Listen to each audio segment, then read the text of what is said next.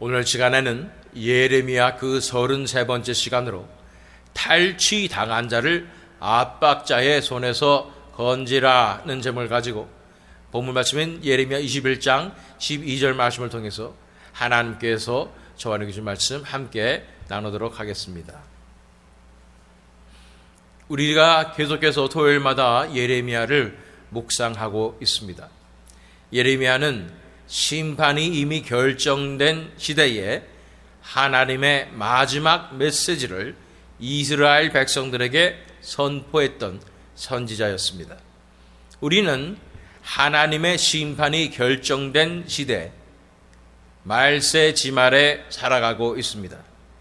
이 시대에 대한 하나님의 메시지는 이스라엘 백성들에 대한 하나님의 메시지와 동일합니다. 지난 7월 4일인가요? 독립기념일이었는데 한 전도사님이 기도원에 가겠다고 칼린에 있는 기도원으로 가는 도중에 엄청난 비를 맞았다고 말했었습니다.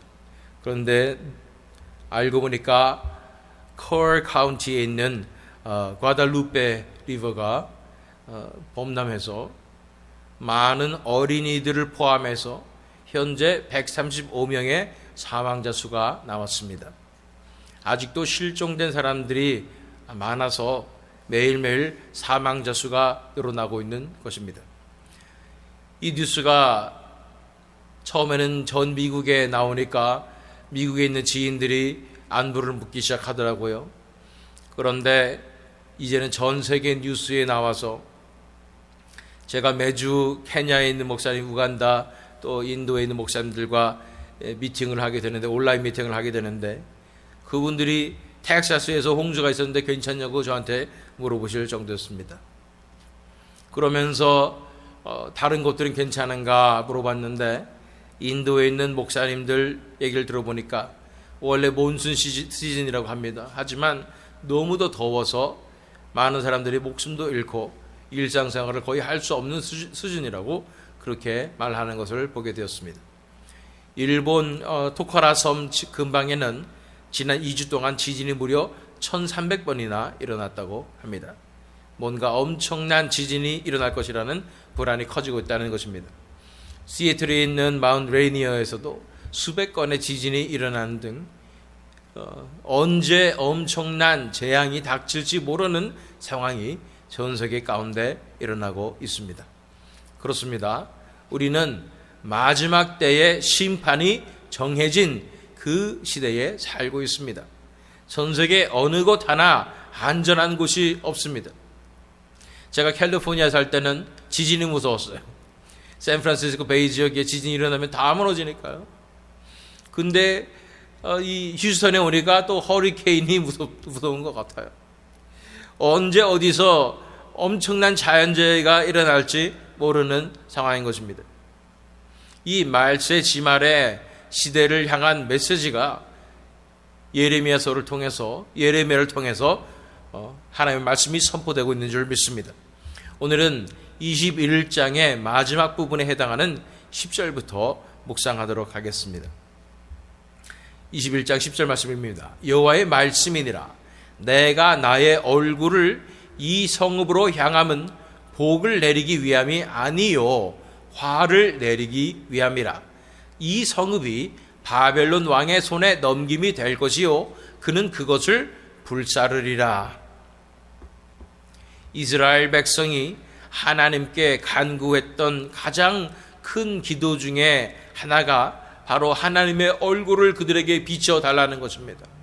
하나님의 얼굴빛을 우리에게 돌려서 비춰 주시옵소서. 그러면 우리가 살겠나이다 하는 기도 제목인 것입니다. 그런데 하나님께서 그들에게 얼굴을 돌려주실 때에 그들은 그 가운데서, 환난 가운데서 힘이 날 것이고 또 구원의 하나님을 소망할 수 있는 그런 상황이 펼쳐져야 되는데 10절 말씀해 보니까 하나님께서 그 얼굴을 예루살렘 성읍을 향하시는데 그것은 그들을 사랑하셔서 밝은 빛을 비춰주시기 위함이 아니라 그들을 향해 진노하심으로 쳐다보신다고 말씀하시는 것입니다.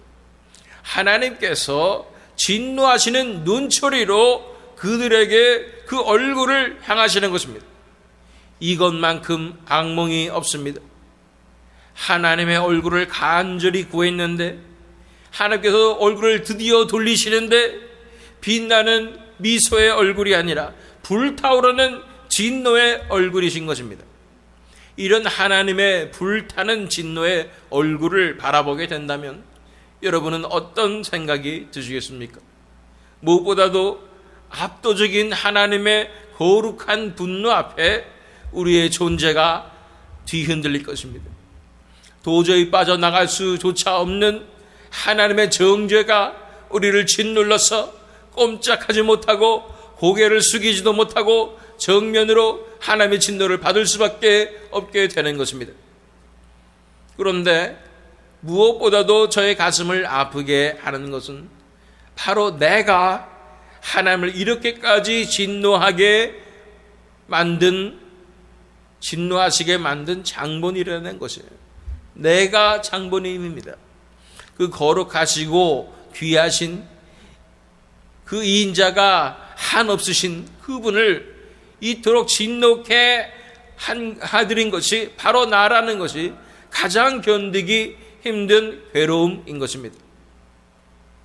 그래서 하나님께서는 예루살렘을 바벨론 왕의 손에 넘겨주시고 그로 하여금 아끼고 사랑하시던 성읍과 성전을 다 불태우게 하시는 것입니다. 이스라엘 백성들의 우상 숭배와 하나님께 불순종함과 평안하다 안전하다 생각하며 그렇게 살아갔던 그 모습들이 하나님을 진노케 하신다고 말씀하시는 것입니다. 우리가 13절로 가도록 하겠습니다. 14절 말씀 먼저 읽어보면 여호와의 말씀이니라 골짜기와 평원 바위의 주민아 보라 너희가 말하기를 누가 내려와서 우리를 치리요 누가 우리의 거처에 들어오리요 하거니와 나는 네 대적이라. 누가 그들의 대적이라고요? 하나님께서 너희의 대적이니라 말씀하시는 겁니다. 나름대로 철옹성이라고 설마 한 번에 무너지겠어?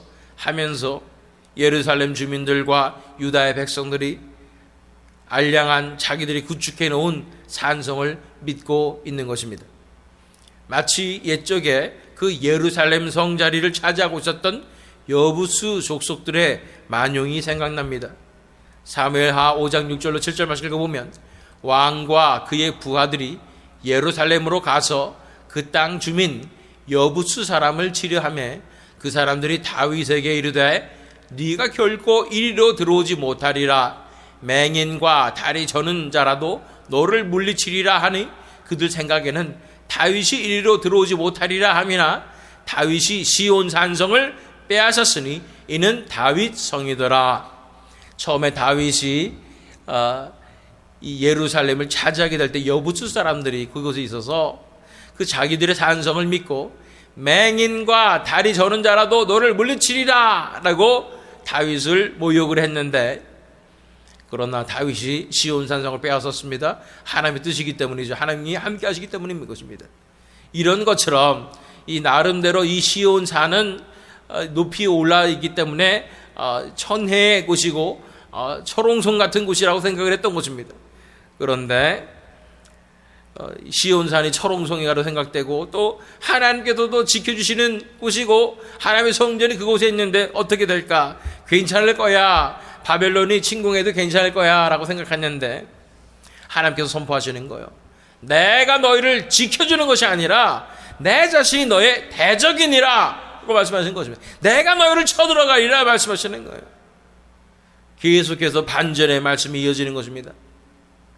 하나님의 얼굴빛을 구했는데 얼굴을 드디어 돌리시는데 보니까 불타는 진노의 얼굴을 돌리셨고 하나님께서 지켜주시니 시온산성은 철옹성이라고 생각했는데 하나님이 직접 대적이 되셔서 공격하신다는 것입니다. 그러면서 14절 말씀 읽어보면 내가 너희 행위대로 너희를 벌할 것이요 내가 또 수풀에 불을 놓아 그 모든 주위를 사르리라 여호와의 말씀이니라. 그리고는 이제 가장 무서운 심판의 메시지를 선포하시는 것입니다. 모두가 다 두려워하고 있지만 애써 피하고 있었던 그 심판의 메시지였던 것입니다. 다들 이것이 다가오는 것을 알고 있었지만 애써 피하고 있었던 그 심판의 메시지를 선포하시는 것입니다. 요새 제가 혈압을 재보니까 혈압이 너무 높고 몸도 피로하고 정상이 아닌 것 같아서 다이어트 식단을 시작하고 며칠간 탄수화물도 안 먹고 절대로 밀가루 단 것을 내 생애 동안 이제 먹지 않으리라 결단을 내리고 식단 관리를 하면서 살아갔는데, 며칠 전에 드디어 병원에 가서 종합 혈액 검사를 한 후에 간호사한테 전화가 왔는데 제가 당뇨라는 것입니다. 이것이 청천벽력같이 다가와야 하는 소식인데 사실은 제 마음속에 이미 알고 있었습니다. 그냥 판정받기 싫어서 요리조리 피하고 하루 이틀 미루고 있었을 뿐 저는 이미 알고 있었던 것입니다. 이렇게 이미 알고 있었지만 요리조리 피하고 외면했던 이스라엘 백성들에게 하나님께서 선포하셨던 그 이스라엘 백성들이 가장 무서워하는 그 메시지가 뭐냐면 바로 그들의 행위대로 저지른 범죄 그대로 그들을 심판하리라는 말씀인 것입니다. 그들을 벌할 것이라는 말씀인 것입니다. 우리가 행한 그 행위대로 우리의 죄대로 하나님께서 우리를 그대로 벌하신다면 우리는 지옥이 모자른 엄청난 그 형벌 가운데 처하게 될 것입니다. 그들이 하나님을 배신하고 우상 숭배하고 세상을 따라갔던 모든 죄악들에 대해서 하나님이 말씀하신 그대로 심판하신다면 그야말로 엄청난 잔혹한 심판이 기다리고 있는 것입니다. 생각해 보십시오. 우리가 저지른 죄악만큼 그 횟수만큼 또 그 강도만큼 우리를 심판하신다면 그 심판이 얼마나 크겠습니까? 그런데 사실은 그게 공평한 거 아니에요? 하나님이 공정한 재판관이시라면 죄인들은 죄값을 받아야지요. 그렇게 심판해야 되는 거 아니겠습니까? 다른 세상에 그 범죄자들을 바라보면 하나님은 뭐 하시나 저런 것들 안 잡아가지고 라고 생각할 수도 있고, 세상에 나쁜 악인들을 만나게 될 때 왜 저들을 가만 놔두시나 이런 생각하지만 하나님이 이 그들의 죄 범한 대로 그대로 갚아주시기를 원하지만 내 자신의 모습을 돌아보게 될 때 나는 얼마나 많은 죄악을 하나님 앞에 저질렀는데도 왠지 나는 용서해 주실 것 같고 왠지 나는 봐주실 것 같은 그런 기대 가운데 우리가 있지 않습니까? 그런데 하나님께서는 원래 우리를 행위대로 벌하셔야 하는 것입니다. 그것이 공정한 재판관으로서의 하나님의 모습인 것입니다. 만약 하나님께서 정말 행위대로 우리를 벌하신다면 정말 우리는 두렵고 떨림으로 하나님 앞에 나갈 수밖에 없는 것입니다. 도저히 우리가 세상 말로 뼈도 못 추린다고 하죠. 그런 상황 가운데 우리가 있다는 사실을 현실을 자각해야 하는 것입니다. 그런데 하나님께서 유다 백성들에게 진심으로 선포하고 싶으신 말씀은 바로 본문 말씀인 12절 말씀인 줄 믿습니다. 그 전에 11절 말씀 먼저 읽어보면 유다 왕의 집에 대한 여호와의 말을 들으라. 유다를 다스리는 왕의 집, 즉 다윗의 가문, 다윗의 자손들에게 하시는 말씀인 것입니다. 12절 말씀, 여호와께서 이와 같이 말씀하시니라. 다윗의 집이여, 너는 아침마다 정의롭게 판결하여 탈취당한 자를 압박자의 손에서 건지라. 그리하지 아니하면 너희의 악행 때문에 내 분노가 불같이 일어나서 사르리니 능히 끌 자가 없으리라. 놀랍게도 유대를 다스리던 다윗의 집의 말씀을 선포해 주십니다. 하나님께서 가장 원하셨던 것이 무엇이었는지 그 하나님의 소원만 풀어주면 그 얽매인 것, 그 매듭지어진 것 이것만 풀어주면 하나님께서 살려주실 텐데 하면서 마지막으로 하나님의 진심을 보여주시는 것입니다. 그것은 바로 탈취당한 자를 압박자의 손에서 건지라는 말씀입니다. 다른 것은 다 어떻게 넘어가 볼 수도 있고 견뎌보실 수 있으신데 하나님의 마음이 바로 이것 때문에 해결되지 않으시는 것입니다. 그 땅에 고통받고 탈취당한 자들 때문에 하나님의 마음이 괴로우시고 그로 인해 심판을 내리신다고 말씀하시는 것입니다. 한마디로 그 땅에 하나님의 나라의 정의가 임하기를 원하시는 것입니다. 하나님의 나라의 정의는 무엇입니까? 가난한 자들이 압제에서 벗어나는 것이 하나님의 나라의 정의인 것입니다. 아모스 5장 22절로 24절 말씀을 보면 너희가 내게 번제나 소제를 드릴지라도 내가 받지 아니할 것이요 너희의 살찐 희생의 화목제도 내가 돌아보지 아니하리라. 내 노랫소리를 내 앞에서 그칠지어다. 내 비파소리도 내가 듣지 아니하리라. 오직 정의를 물같이 공의를 마르지 않는 강같이 흐르게 할지어다. 제사도 마다하시면서 내가 원하는 게 그거 아니다. 오직 정의를 물같이 공의를 마르지 않는 강같이 흐르게 할지어다 라고 말씀하시는 거예요. 이렇게 정의를 원하시는 하나님이시기 때문에 하나님의 나라, 예수님께서 왕 되신 나라는 반드시 정의의 나라인 것입니다. 이사야 42장 1절로 3절 말씀, 내가 붙드는 나의 종 내 마음에 기뻐하는 자 곧 내가 택한 사람을 보라. 내가 나의 영을 그에게 주었은즉 그가 이방의 정의를 베풀리라. 그는 외치지 아니하며 목소리를 높이지 아니하며 그 소리를 거리에 들리게 하지 아니하며 상한 갈대를 꺾지 아니하며 꺼져가는 등불을 끄지 아니하고 진실로 정의를 시행할 것이며. 이 말씀은 바로 예수님에 대한 예언의 말씀인 것입니다. 예수님께서는 이방의 정의를 베푸신다 말씀하시는 것입니다.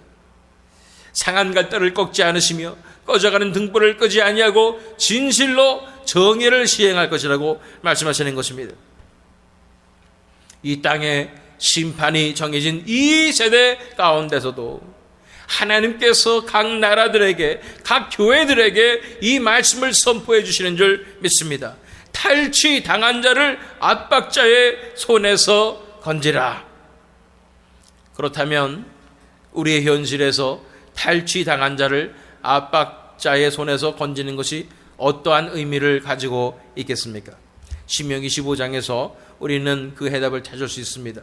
신명기 15장 7절로 8절 말씀 읽어보면 내 하나님 여호와께서 내게 주신 땅 어느 성읍에서든지 가난한 형제가 너와 함께 거주하거든 그 가난한 형제에게 내 마음을 완악하게 하지 말며 내 손을 움켜쥐지 말고 반드시 내 손을 그에게 펴서 그에게 필요한 대로 쓸 것을 넉넉히 구워주라.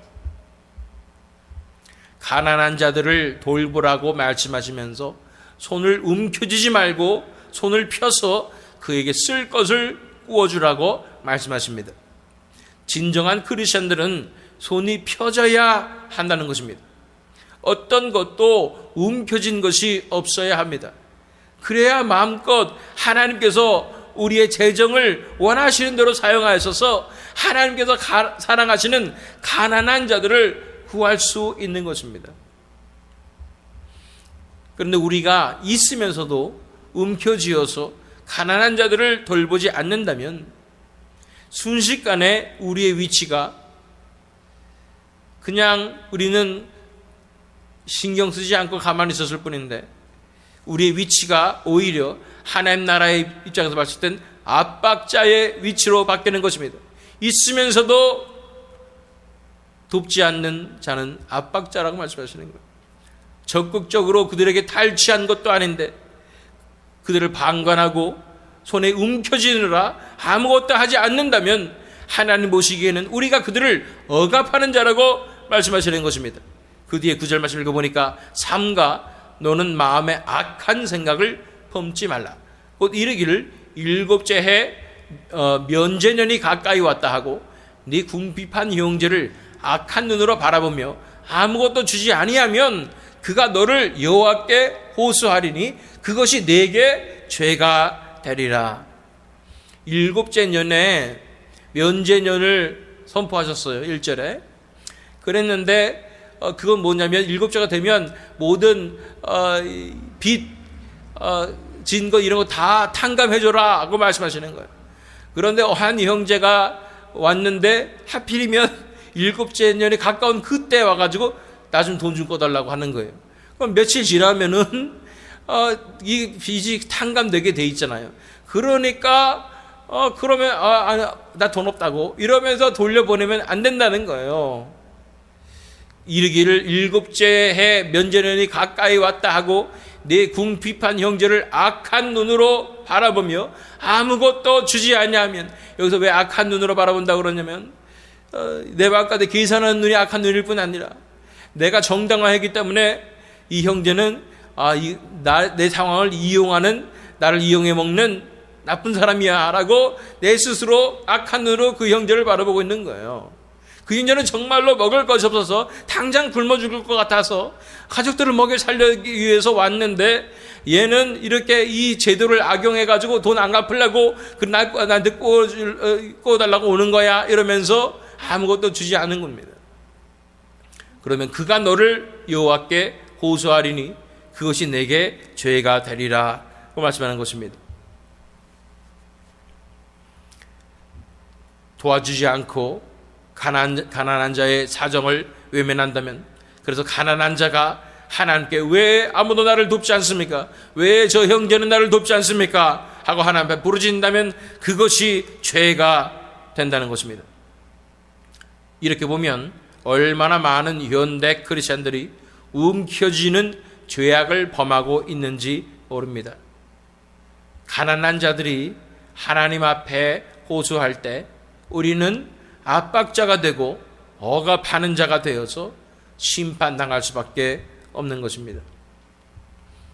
그러나 반대로 우리의 손이 펼쳐진다면 하나님께서 정말로 기뻐하시는 삶을 살게 되기에 하나님께서 우리를 통하여 하나님의 사랑하시는 그 자들을 마음껏 사랑하실 수 있고 먹이실 수 있고 돌봐주실 수 있기 때문에 하나님 나라의 놀라운 형통한 역사를 부어주신다는 것입니다. 그것이 10절 말씀이죠. 너는 반드시 그에게 줄 것이요 줄 때에는 아끼는 마음을 품지 말 것이니라. 이로 말미암아 내 하나님 여호와께서 네가 하는 모든 일과 네 손이 닿는 모든 일에 네게 복을 주시리라. 축복의 통로란 말씀 들어보셨지요? 이게 정말 그 삶인 것입니다. 정말로 하나님을 기뻐하시게 하시는 이 손을 펴서 나눠주는, 쉐어하는, 내보내는 삶을 살게 될 때 우리는 그야말로 축복의 통로가 될 것입니다. 하나님께서 계속 부어주시는 놀라운 역사가 일어나게 되는 것입니다. 이렇게 탈취당한 자를 압박자의 손에서 건지는 삶을 살게 될 때 하나님께서는 심지어 심판을 돌이키시며 구원하실 것이라고도 말씀하시는 것입니다. 하나님의 나라가 그렇게 임하는 것입니다. 회개 부흥이 그렇게 임하는 것입니다. 그렇다면은 왜 우리 대한민국이, 이 한국 땅이 이러한 고통을 당하고 정치적으로 경제적으로 어려움을 당하고 있다고 생각하십니까? 많은 교회들이 기도했습니다. 많은 사람들이 부르짖었습니다. 그러나 한국 땅에는 눈에 불 보듯 뻔한 나쁜 일이 일어나고 있습니다. 왜 하나님께서 한국 땅을 이렇게 내버려 두신다고 생각하십니까? 왜 하나님께서 한국 땅을 지금 심판하고 계신다고 생각하십니까? 한국 땅에 있는 이 탈취당한 자들이 누구이기에 그들을 자유케 하지 못했다고 하나님께서 이렇게 진노하신다고 생각하십니까? 한국 땅에 있는 탈취당한 자들은 사실은 전 세계에서 가장 탈취당한 자들입니다. 그럼에도 불구하고 한국이, 그리고 한국 교회가 너무도 나 몰라라 하고 있는 것이 하나님께서 하나님을 진노하시게 하는 것입니다. 그 탈취당한 자들은 바로 우리 북한 동포들입니다. 전 세계에서 가장 탈취당했고 전 세계에서 가장 억압받는 사람들 꼽으라면 바로 이 우리 북한 동포인 것입니다. 그들은 수십 년 동안 탈취를 당하고 압제를 당했습니다. 김씨 3대 세습을 통해서 단지 그 김씨들을 먹여 살리기 위해서 완전히 세뇌당한 대체로 그들을 살아있는 신으로 섬기며 우상숭배해왔습니다. 결국은 1990년대 중반부터 고난의 행군이라는 엄청난 기근이 시작되어서 정말 수백만 명이나 되는 사람들이 굶어 죽고, 그 이후로도 지금까지도 많은 사람들이 배고픔에 고통을 당하고 있는 것을 우리는 알고 있습니다. 진정한 크리스천들이라면 기름지고 풍성한 음식을 대할 때마다 굶어 죽어가는 북한 동포들이 생각나야 합니다. 물론 그들에게 직접적으로 돈을 대주거나 물자를 대주는 것은 사실상 쉽지 않습니다. 돈을 대줘봤자 다 무기 만드는 데 쓰고 그 악한 정권이 다 가로채는 것입니다. 또는 그분들 때문에 우리도 굶어야 된다 이렇게 말씀드리는 거 아닙니다. 그러나 그들을 기억하며 더욱 간절히 그들을 위해서 구해야 하지 않겠습니까? 그들을 직접적으로 도와줄 수 없다면 우리가 할 수 있는 가장 큰 무기가 무엇입니까? 그들을 위해서 간절히 기도하는 것입니다. 우리가 밥 먹을 때마다 북한 동포들을 위해서 가슴 아픔으로 간절히 부르짖고 기도해야 되지 않겠습니까? 나는 먹으면서 그 굶어 죽어가는 영혼들을 우리가 어떻게 외면할 수가 있겠습니까? 적어도 누군가는 그들을 기억해주며 그들의 자유케됨을 위하여 부르짖어야 하지 않겠습니까? 그것이 교회가 할 일입니다. 그것이 크리스천들이 해야 하는 일인 거예요. 하나님께서 한국교회를 책망하시는 것이 바로 이 부분입니다. 교회적으로 북한 선교를 위해서 좀 헌금하고 후원하고 하면 우리 교회가 후원했으니까 헌금했으니까 할 일을 다 했다고 생각하며 뇌리에서 지워버리는 것입니다. 하나님께서 원하시는 것은 그 억눌린 북한 동포들을 기억하기를 원하시는 것입니다. 날마다 기억하며 그들을 위해서 간절히 부르짖기를 원하시는 것입니다. 그 불쌍한 영혼들을 그 누군가는 기억해줘서 날마다 부르짖기를 원하시는 거예요. 누가 부르짖을 수 있겠습니까? 다른 나라 사람들이 부르짖겠습니까?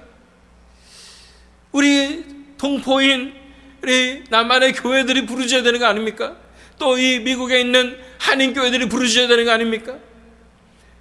그들이 자유롭게 될 때까지, 그날이 올 때까지 잊지 않고 간구해야 정의 하나님 앞에 책망당하지 않을 수 있는 것입니다. 또한 특별히 북한 땅에 있는 크리스천들을 기억해야 합니다. 그들은 인류 역사상 최악의 핍박을 80년 이상 지속해서 받고 있는 것입니다. 프랑스의 위그노에 대해서 제가 말씀드린 적이 있는데 그들이 받은 102년의 핍박에 비하면 아직도 더 남아있다 생각할지 모르지만 그 강도에 있어서는 결코 위그노에 뒤지지 않습니다. 그들이 어떻게 순교했는지 우리는 많은 이야기를 듣습니다. 공사장의 롤러로 그들을 발끝으로부터 미는 거예요. 그러면서 점점 위로 올라오는 거예요. 그때 성도들이 불렀던 찬송 내 구주 예수를 더욱 사랑 이러면서 찬양했던 그 순교자의 스토리를 우리는 들었습니다. 북한의 지하교회 성도들은 그러나 아직도 간절하게 하나님의 나라를 구하며 하나님 앞에 부르짖고 있습니다. 지금 이 순간에도 그들은 소리도 내지 못하고 소리를 죽여가며 하나님 앞에 부르짖고 있는 것입니다. 그들의 울부짖음을 하나님께서는 다 기억하고 계십니다.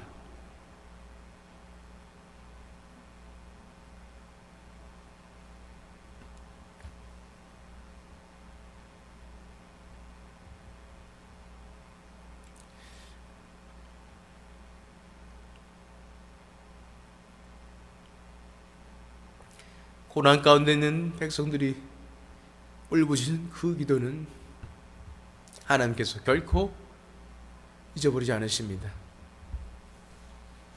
그들이 흘린 그 피도 하나님께서 결코 잊어버리지 않으십니다. 하나님께서 인정하시는 의인의 간구는 바로 북한에 있는 지하교회 성도들의 간구입니다. 십자가를 지고 있기 때문입니다.